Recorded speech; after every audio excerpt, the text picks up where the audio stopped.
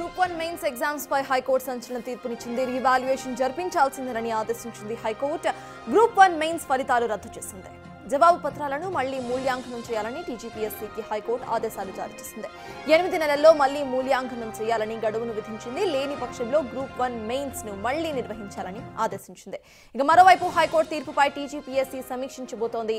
High court తీర్పుపై రివ్యూకు వెళ్లే ఆలోచనలో కూడా ఉంది టీజీపీఎస్సీ.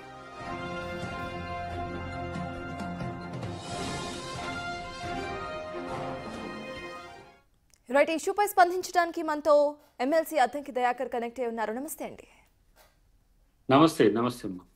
మనం చూస్తున్నాం ప్రెసెంట్ ఇటు హైకోర్టు ఇచ్చిన ఈ ఆర్డర్ని మీరు ఎలా స్వీకరిస్తున్నారు? అసలు మీ అభ్యంతరాలు ఏంటి? What are your views on it?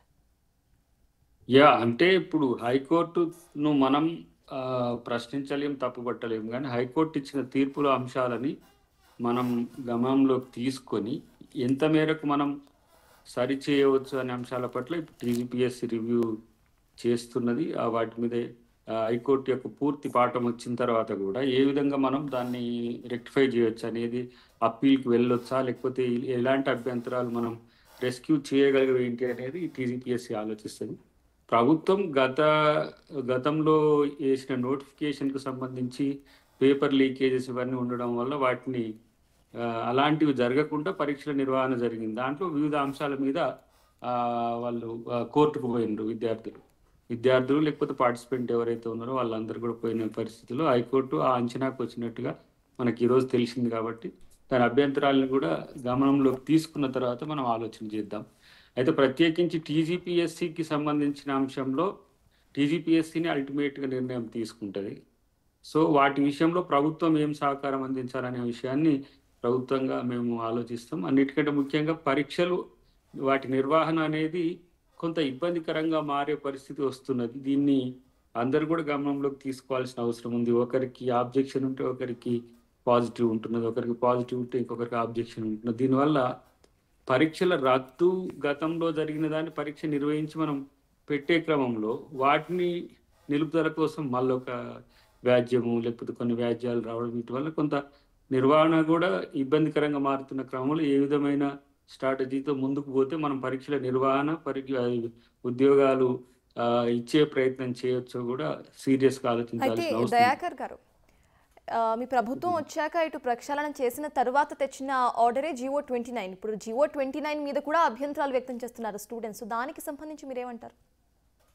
ఇప్పుడు GO 29 మీద హైకోర్టు అబ్జర్వేషన్స్ కూడా మనం కన్సిడర్ చేయాల్సిన అవసరం ఉంటుంది. ఎందుకంటే అది రాజ్యాంగబద్ధ తీర్పుగా మనం చూస్తాం కాబట్టి డెఫినెట్గా GO 29 మీద అది ఇచ్చిన ఆదేశాలు ఏంటి అనేటిని మనం గమనంలోకి తీసుకున్న తర్వాతనే ముందుకు పోవాల్సిన అవసరం ఉంది. కొన్ని సందర్భాల్లో కొంతమందికి ఉపయోగకరంగా ఉంటున్నాయి, కొంతమందికి వ్యతిరేకంగా అవుతున్న పరిస్థితి. సో ఇట్లాంటి పరిస్థితుల్లో ఒక స్టాండర్డ్ మెథడాలజీని మనం ఎంచుకోవాల్సిన అవసరం ఉంది. లేకపోతే పరీక్షల నిర్వహణే వ్యాజ్యాలు, కోర్టులు, తీర్పులు, తర్వాత మళ్ళీ నిర్వహించడం, ఇట్లాంటి వాటి చుట్టూ ఆ లూప్ లైన్లో తిరిగే అవకాశం ఉంటుంది. కాబట్టి మ్యాక్సిమం ప్రభుత్వం అయితే సమస్యలు లేకుండానే ప్రయత్నం చేస్తున్నది. ఇంకా ఏమైనా సమస్యలు వచ్చినప్పుడు వాటిని ఎట్లా రెక్టిఫై చేయడానికి కూడా ఒక మొడాలిటీస్ని అయితే మనం తయారు చేసుకోవాల్సిన అవసరం ఉంది. ఒకవైపు ఏమో నిరుద్యోగులు ఏమవుతున్నది, గత పరీక్షల నిర్వహణ అయిపోయిన తర్వాత వెంటనే ఇంకో పరీక్షలు నిర్వహించాల్సిందిగా వాళ్ళ ఒత్తిడి ఉన్నది. ఈ పెట్టిన పరీక్షల విషయంలో టెక్నికాలిటీస్ లేకపోతే లీగాలిటీస్ ఇవొక పెద్ద సమస్యగా మారుతున్నది. కాబట్టి ఏది ఏమైనా ఇంకా సమస్యలను తగ్గించి ఏ విధంగా మనం ముందుకు పోవచ్చు అనే దాని మీద ప్రభుత్వం ఆలోచిస్తుంది. ప్రత్యేకించి గ్రూప్ 1 మీద ఉన్న అభ్యంతరాల విషయంలో అందరి అభిప్రాయాలు తీసుకున్న తర్వాతనే ఒక నిర్ణయం తీసుకునేదానికి ప్రభుత్వానికి స్కోప్ ఉంటుంది. పర్టికులర్గా టీజీపీఎస్సీ ఒక ఎగ్జిక్యూటివ్ బాడీ ఎక్స్క్లూజివ్గా ఉన్నది కాబట్టి దాని మీద వాళ్ళు నిర్ణయాలు తీసుకోవడానికి అవకాశం ఉంటుంది. దాన్ని బట్టి ప్రభుత్వం ఆలోచిస్తుంది. దయాకర్ గారు, ఇంకొక మేజర్ అలిగేషన్ కూడా వినిపిస్తోంది, ఎస్పెషలీ తెలుగు స్టూడెంట్స్ నుండి. ఇటు తెలుగు మీడియం స్టూడెంట్స్కి అన్యాయం జరుగుతుంది, ఎవరైతే స్పాట్ కరెక్షన్ చేస్తున్నారో వాళ్ళంతా కూడా ఇంగ్లీష్ మీడియం వాళ్ళే అంటూ వాళ్ళు చెప్తున్నారు. అంటే ఇటు ఫ్యాకల్టీని కూడా మార్చే ప్రక్షాళన చేయాలి అంటారా? దాని మీద మీ అభిప్రాయం ఏంటి? పరీక్షల యొక్క నిర్వహణలో తెలుగు మీడియం ప్రొఫెసర్స్ని కానీ, లెక్చరర్స్ని కానీ, లేకపోతే ఎన్యుమరేటర్స్ని మనం పెట్టాల్సిన అవసరం ఉంటుంది. అయితే ఇంగ్లీష్ మీడియం వాళ్ళకి ఎక్కువ అవకాశాలు వస్తున్నాయని చెప్పడంలో కూడా ఎంత మేరకు సహేతుకత ఉంది అనే అంశంలో ఆలోచించాలి. ఎందుకంటే కొంత ఇంగ్లీష్ మీడియంతో ఏంటంటే ఎక్కువ తక్కువ పదాలతో ఎక్కువ అర్థాలు వచ్చేది ఉంటుంది కాబట్టి మార్క్స్ ఎక్కువ పడుతున్నాయని కూడా కొంతమంది పిల్లలు అంటున్నారు. ఏది ఏమైనా తెలుగు మీడియం అయితే తక్కువ కాదు కదా. తెలుగు మీడియం మనం తెలుగు రాష్ట్రాలు, తెలంగాణ తెలుగు మాతృభాషగా ఉన్న పరిస్థితుల్లో తెలుగు మీడియం వాళ్ళకి అన్యాయం జరగడం అనేది మాత్రం డెఫినెట్గా సీరియస్గా ఆలోచించాల్సిన అంశమే. ఇవన్నీ కూడా ఏమవుతున్నాయంటే ఒక్కొక్కరి కోణం నుంచి ఒక్కొక్క సమస్య ఒక్కొక్క తీరుగా ఉంటున్నది. మనం ఇంతమందికి పెట్టే ఎగ్జామ్లో థౌజండ్స్ ఆఫ్ యాస్పిరెంట్స్ ఉంటున్నారు. థౌజండ్స్ ఆఫ్ యాస్పిరెంట్స్లో దాంట్లో 2-3 ఆబ్జెక్షన్స్ వ్యాలిడ్ అయినా కూడా పరీక్షకు సమస్య అవుతున్నది. సో ఇలాంటి సందర్భంలో ఎట్లా మనం ముందుకు పోవాలి, పరీక్షల నిర్వహణ సంక్లిష్టం కాకుండా ఉండాలి. ఎందుకంటే దానివల్ల ఏమైందంటే నెక్స్ట్ నోటిఫికేషన్స్ మీద ఆ ఇంపాక్ట్ పడుతుంది. ఇప్పుడు గ్రూప్ 1 వల్ల గ్రూప్ 2, గ్రూప్ 3 కూడా పెండింగ్లో ఉన్న పరిస్థితి నేను మొన్న విద్యార్థులు నేను లైబ్రరీకి పోయినప్పుడు చెప్పిన పరిస్థితిని గమనించిన. అంటే ఒక పరీక్షకు సమస్య ఉంటే రెండో మూడో పరీక్షకు కూడా దాని క్యాస్కేడింగ్ ఎఫెక్ట్ ఉంటున్నది. కాబట్టి అట్లా కాకుండా మరింత సమర్థవంతంగా నిర్వహించడానికి వివిధ రకాల రిక్రూట్మెంట్ బోర్డ్స్ ఉన్నాయి. అంటే టీజీపీఎస్సీ ఉండొచ్చు, లేకపోతే డిఫరెంట్ డిపార్ట్మెంట్కి సంబంధించిన నియామక బోర్డులు కావచ్చు. వీటికి సంబంధించి ఒక స్టాండర్డ్ మెథడాలజీని మనం అడాప్ట్ చేసుకోవాల్సిన అవసరం ఉంది. ఏదున్నా పరీక్షల నిర్వహణ కంటే ముందే జరిగితే పరీక్షలు నిర్వహించిన తర్వాత ఇలాంటి సమస్యలు వస్తే ఇప్పుడు ఎవరైతే క్వాలిఫై అయ్యి లేకపోతే వాళ్ళకు ఉద్యోగాలు వస్తాయి అనుకుంటున్న నిరుద్యోగుల్లో మళ్ళా నిరాసక్తత పెరుగుతుంది.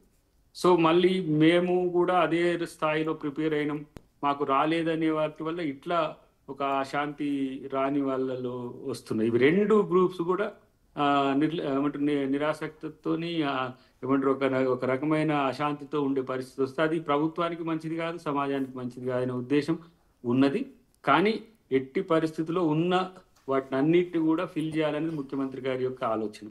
ఇప్పుడు దాదాపు గతంలో వేసిన నోటిఫికేషన్స్కు పరీక్షలు నిర్వహించి ఉద్యోగాలు ఇచ్చినట్టుగానే ఇప్పుడు దాదాపు 40,000 పైచీలకు వాటికి వాళ్ళ కార్యాచరణలో ఉన్నాయి. అధికారుల దృష్టిలో కానీ టీజీపీఎస్సీ దృష్టిలో కానీ వాటిని మధ్యన సమీక్షించి ఏ అంశాల పట్ల మనం ఎట్లా పోవాలనే దాని విషయంలో కూడా ఇంకా స్పష్టతను పెంచడానికి ఒక ప్రయత్నం జరుగుతున్నది.